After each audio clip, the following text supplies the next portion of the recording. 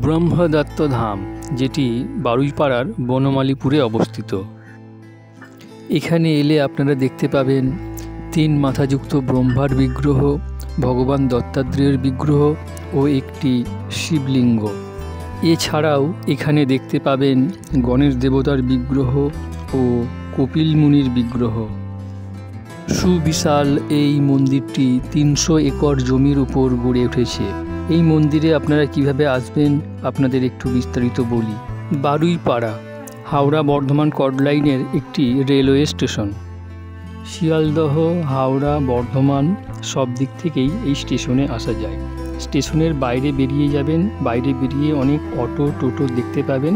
সেখানে গিয়ে বলবেন বনমালীপুরের ব্রহ্মদত্ত ধামে যাব, তাহলেই আপনাদের সেখানে পৌঁছে দেবে।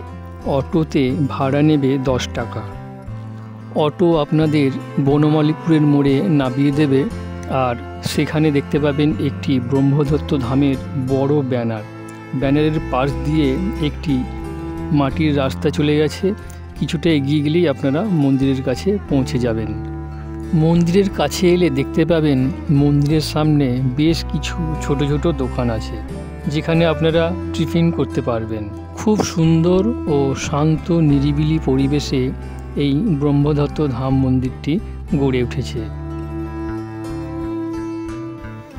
মন্দিরে প্রবেশের সামনে একটি বড় ঢালাইয়ের রাস্তা আছে, যেখানে আপনারা বাইক পার্কিং করতে পারবেন সম্পূর্ণ ফ্রিতে। মন্দিরটি একটু জুম করে আপনাদের দেখায়, দেখুন কত সুন্দর লাগছে।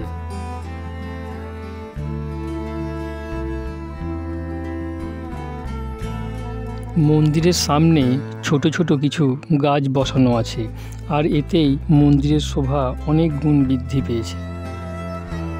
ভিতরে প্রবেশ করলে দেখতে পাবেন মন্দিরের দুপাশে 2টি গম্বুজ তৈরি করে রাখা আছে।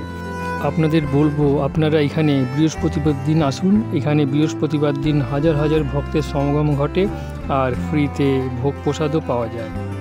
মূল মন্দিরের দুপাশে ছোট ছোট 2টি মন্দির আছে। তার মধ্যে বাঁ দিকেরটি হলো গণেশ দেবতার মন্দির, আর ডান দিকেরটি হলো কপিল মুনির মন্দির। মন্দিরের ভিতরে প্রবেশ করলে প্রথমেই দেখতে পাবেন একটি কচ্ছপের মূর্তি, তারপরে বিশাল হলঘর, আর সেখানেই বিরাজমান করছেন ভগবান দত্তাত্রেয়। দত্তাত্রেয় হচ্ছেন মাতা অনুসূয়ার পুত্র, এবং তার ভ্রাতৃদ্বয় হলেন দুর্বাসা এবং চন্দ্র। আপনাদের ভগবান দত্তাত্রেয়র দর্শন করাচ্ছি, আপনারা দেখতে থাকুন। এই ছোট্ট উপস্থাপনটি আপনাদের কেমন লাগলো অবশ্যই সাবস্ক্রাইব এবং লাইক করে জানাবেন। কমেন্ট করতে কিন্তু ভুলবেন না। নমস্কার।